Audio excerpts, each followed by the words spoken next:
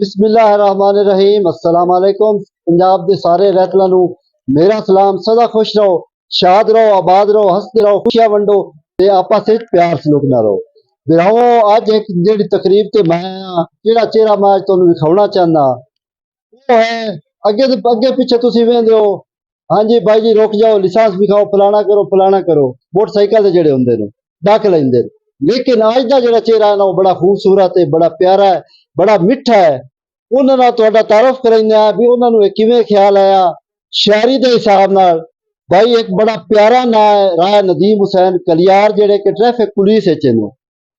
ते उन्हां नाल गल करदे आ भी पारे वर्गी रूह दा तुहानूं किवें ख्याल आया भी किवें शाया करिए। जी अस्सलाम वालेकुम। मेरे मोहतरम उस्ताद चौधरी मोहम्मद अशरफ अजोका साहब मेरे को मौजूद हैं। असी पहले तो ये दौड़ा लिखते सी, दौड़े तो बाद जदों लोगों कुछ सुनिया कि ये गज़लां भी हैं ने ते गज़लां दी शेरी करते हैं, एवें शौक उठिया ते इस दियां किताबां बड़ियां गज़लां दियां पढ़ियां, मुतालिया कीता ते गज़लां ते जोर दिता। उस्तादा ने सानू कोई सिखाया समझाया ते अज अलहमदुलिल्लाह पारे वर्गी रूह मेरे हत्थ च वो एक मैं किताब तहरीर कर चुके हैं। इंशाअल्लाह 2026 दे चौथे या तीसरे महीने दूआ एडिशन मेरा आ जाएगा। उसकी किताब की मेरी फुल तैयारी जी।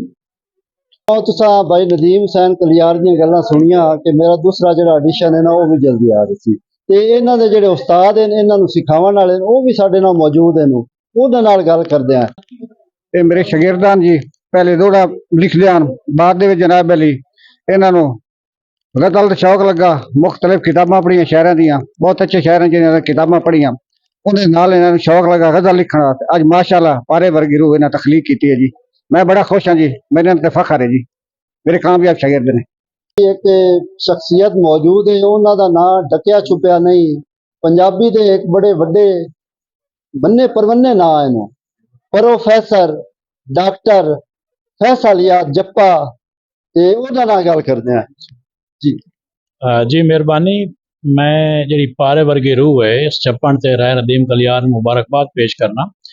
देखो अदब जड़ा है वो मैं पहले भी दसिया कि किसी भी वसेब का मूँह मुआंदरा होंदा है और जड़ा राय साहब ने वो अपना वसेब का मूँह मुआंदरा बने ने। वसेब के दुख सुख जड़े ने उन्होंने वसेब के जो मसाइल ने वो शायरी के जरिए सामने ले आए ने, उन्हें परतां उन्हें खोलिया ने, उन्हें कुछ अलामती गज़लां भी शामिल ने।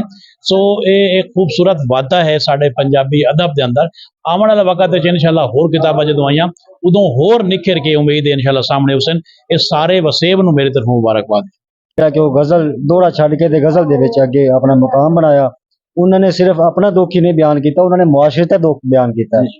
उन्होंने सारा शायर एक एहसास आदमी होंदा है, तो एक सारे मुआशरे नूं बड़ी डूंगी सोच नाल डूंगी नज़र नाल मुशाहदा करता है, फिर वो जो मुशाहदा करे उन्होंने अपने बयान करता है किताब की सूरत में। तो ये बड़ी मुबारकबाद दे मुस्तहिक ने कि मैं एक बार फिर इन्होंने राय नदीम कलियार साहब नूं ते अशरफ रजौका साहब नूं बहुत बहुत मुबारकबाद दे ते उन्हां लई ढेर दुआवां ने कि अल्लाह सोना उन्हां दे कलम विच होर बरकत पावे, सलामत रहे। दौड़े के हवाले नाल क्योंकि अब्दुल तमीमी साहब की सरजमीन है और सूफी अब्दुल रहमान सहराई साहब की, लेकिन पारे वर्गी रूह की तखलीक जी हुई है नदीम साहब ने। और असी आए जेडे वसेब के शायर हैं चौधरी अशरफ अजोका साहब, मेरे नाल प्रोफैसर मुजम्मिल इमरान साहब ने या नदीम कलियार साहब ने, असी हर सिनफ लिखने हैं। सिर्फ दौड़ा साड़ी पहचान नहीं, दौड़ा ठीक है साड़ी सरजमीन दौड़े नाल मशहूर है, लेकिन गज़ल के रूपे किताब आमना और हर सिंफ असी नज़म गज़ल दौड़ा कता बोली गीत तक हर सिंफ दे लिखारी इस वसेब विच मौजूद हैं। और चौधरी साहब नूं और नदीम साहब नूं पारे वर्गी रूह की बहुत मुबारकबाद देने हैं जी। राय नदीम कलियार साहब नूं बहुत ढेर मुबारक होवे ਤੇ ਰਾਏ ਨਦੀਮ ਕਲਿਆਰ ਸਾਹਿਬ ਨੇ ਸਾਡੀ ਤਹਿਸੀਲ ਬਾਣਾ ਜ਼ਿਲ੍ਹਾ ਚਨਿਓਟ ਵਿੱਚ ਗਜ਼ਲ ਨੂੰ ਪ੍ਰਮੋਟ ਕਰਕੇ ਸਾਡਾ ਬੜਾ ਦਿਲ ਵਧਾਇਆ ਹੈ। ਔਰ ਸਾਡੀ ਇਹ ਰਹਿਮਾਨ ਅਦਬੀ ਸੰਗਤ ਦਾ ਇਹ ਹਿੱਸਨ ਚੌਧਰੀ ਅਸ਼ਰਫ ਰਜੋਕਾ ਸਾਹਿਬ ਜਿਹੜੇ ਨੇ ਉਹ ਪੋਤਰਾ ਸ਼ਾਗਿਰਦ ਨੇ ਰਹਿਮਾਨ ਸਹਿਰਾਈ ਸਾਹਿਬ ਦੇ। ਔਰ ਇਹਦੇ ਵਿੱਚ ਚੌਧਰੀ ਅਸ਼ਰਫ ਰਜੋਕਾ ਸਾਹਿਬ ਨੂੰ ਵੀ ਬੜਾ ਕ੍ਰੈਡਿਟ ਜਾਂਦਾ ਹੈ ਕਿ ਜਿਨ੍ਹਾਂ ਬੜੀ ਮਿਹਨਤ ਕਰਕੇ ਆਪਣੇ ਸ਼ਾਗਿਰਦ ਨੂੰ ਇੱਕ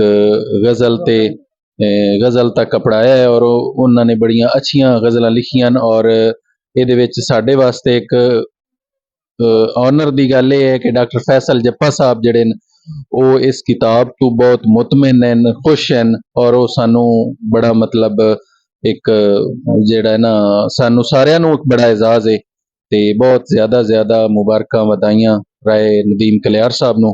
ਬੜੀ ਮਿਹਰਬਾਨੀ। ਜਿਵੇਂ ਕਿ ਤੁਸੀਂ ਬਿਰਾਵਾਂ ਦੀਆਂ ਗੱਲਾਂ ਸੁਣੀਆਂ, ਇਹ ਜਿਹੜੀ ਪੰਜਾਬੀ ਜ਼ਬਾਨ ਹੈ, ਇਹ ਜਿਹੜੀ ਪੰਜਾਬੀ ਜ਼ਬਾਨ ਹੈ, ਇਹ ਸਾਡੀ ਰਹਿਤ ਵਾਲੀ ਮਾਂ ਬੋਲੀ ਹੈ। ਸਾਨੂੰ ਇਹਦੇ ਨਾਲ ਪਿਆਰ ਕਰਨਾ ਚਾਹੀਦਾ। ਮਾਂ ਬੋਲੀ ਨੂੰ ਸਿੱਖੋ ਤੇ ਪੜ੍ਹੋ। ਇਹ ਗੱਲਾਂ ਜੇ ਜ਼ਿੰਦਗੀ ਦਿੱਤੀ ਇਜਾਜ਼ਤ, ਜੇ ਜ਼ਿੰਦਗੀ ਦਿੱਤੀ ਮੋਹਲਤ, ਨਵੀਆਂ ਗੱਲਾਂ ਦੇ ਨਾਲ ਤੁਹਾਡੀ ਖਿਦਮਤ ਹੈ ਦੁਬਾਰਾ ਹਾਜ਼ਰ ਹੋ। ਆਪਣੇ ਮੇਜ਼ਬਾਨ ਅਖਤਰ ਸਮੇਤ ਲੋਕਾਂ ਨੂੰ ਦਿਓ ਇਜਾਜ਼ਤ। ਰੱਬ ਰੱਖਾ।